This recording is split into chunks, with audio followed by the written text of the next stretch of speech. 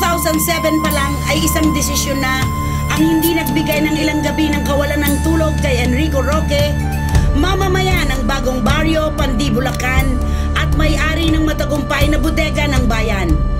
Ilang grupo na ang lumapit sa kanya para kunin ang kanyang bendisyon para tumakbong alkalde ng Pandi.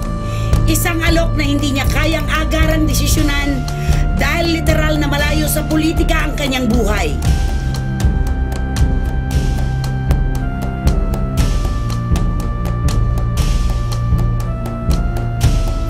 Taong 2009, mga huling buwan na ng taon, ay muling nag-alab ang kagustuhan ng mga taga-Pandi na isulong ang laban ni Enrico sa pagka-alkalde ng kanilang bayan. Sa pagkakataong yun ay hindi na 2-3 grupo lamang ang nakikiusap sa kanya. Pati ang bata at matatanda sa kanilang bayan ay may iisa ng sigaw, ang pagtakbo niya bilang alkalde ng Pandi. Ang paglilingkod at pangarap niyang mapaunlad ang Pandi ay laging nasa puso ni Enrico Roque. Pero hindi biro-biro ang kanyang haharapin kapag nagkataon. Ang Pandi ay hindi bodega ng bayan na napaunlad niya at napalaki sa loob lamang ng ilang panahon. Kinuha niya ang basbas ng kanyang mga magulang. Ganon din ang konsensus ng kanyang mga kaibigan. Positibo ang mga payo niyang narinig. Pero hindi yun ang nagtulak sa kanya para magdesisyon na at tanggapin ang alok.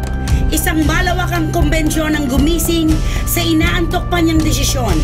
Siya ang hiniling ng mga taga-Pandi na lumaban sa pagka-alkalde ng kanilang bayan.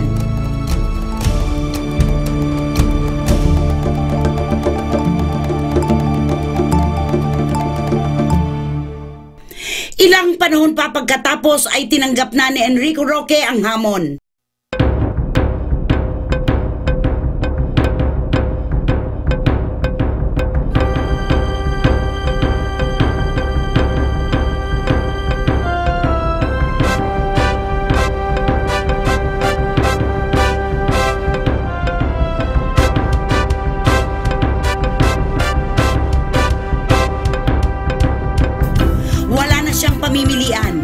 Halos ipagtulakan na siya ng mga kababayan niya.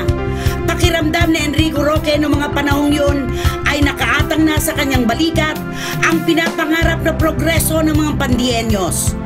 Naging saksi kami sa isang matagumpay na gabi pagkatapos ng kanyang deklarasyon. Nung gabing yun pa lamang ay nasilip na namin ang malaking tagumpay ni Enrico Roque.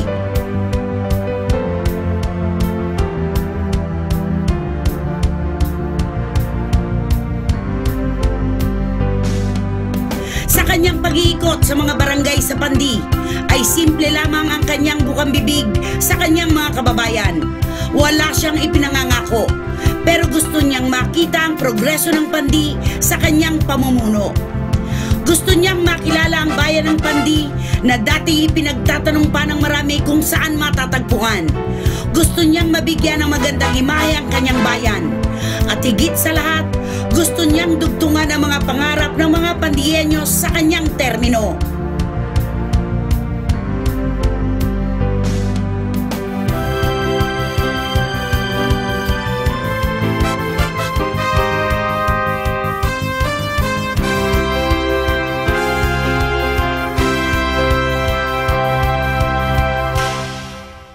Ngayon ay si Enrico Roque na ang legal na halal na alkalde ng Pandi.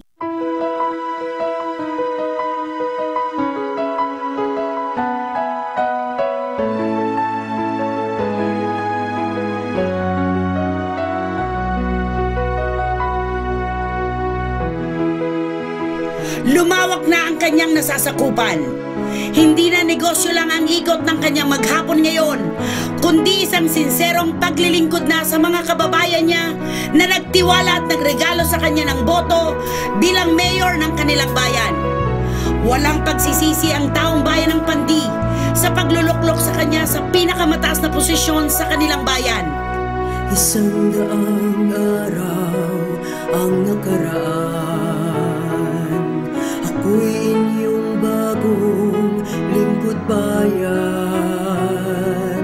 sa pagsusulong ng mahal nating bayan, magkabalikat nating ginampanan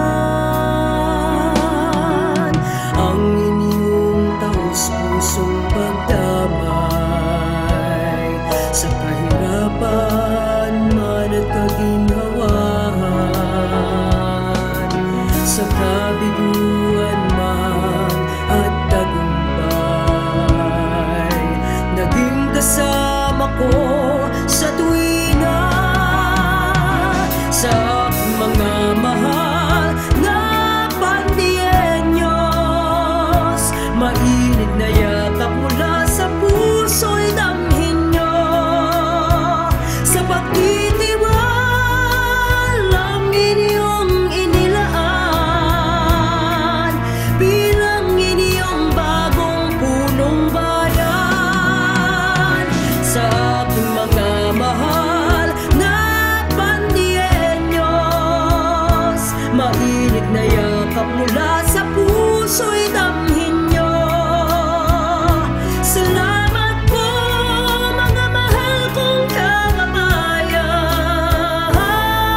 salubungin umagang may bagong pag-asa.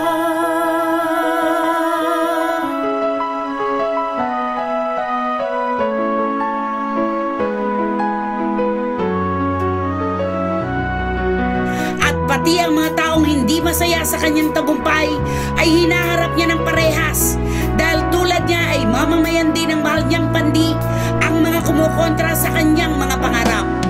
Sabi nga ng matatandang nakakausap niya noong kumakampanya pa lang siya, sana bago man lang tuluyang pumikit ang aking mga mata, makita kong maunlad na ang pandi. Sa kanyang entusyasmong maging progresibo ang kanyang bayan, sa kanyang pangarap na makilala ang pandi sa mapa ng buong mundo at hindi lang sa Pilipinas, sigurado kaming wala nang matatanda sa pandi ang tuluyang magpipikit ng kanilang mga mata ng nalulungkot. Sa unang 100 araw ni Mayor Enrico Roque bilang alkalde, unti-unti nang nakikita ng mga pandiyenyos ang kanilang pag-unlad. Oo nga't hindi makakayang baguhin ni Mayor Enrico Roque ang mukha ng pandi sa isang buong magdamag lamang. Nakikita na ngayon ng kanyang mga kababayan ang muling pagsikat ng araw sa kanilang lugar. At sa unang sultada pa lamang ng kanyang paglilingkod ay nakakuha na agad ng gradong 1 ang kanilang mayor. Sa pagtitiwalang inyong inilaan bilang inyong bagong punong bayan, sa ating mga mahal na pandiyenyos, mainit na yakap mula sa puso'y damhin nyo. Salamat po mga mahal kong kababayan, salubungin umagang may bagong pag-asa. Sa reformang pamamahalaan, sa teknolohiya ng talastasan, edukasyon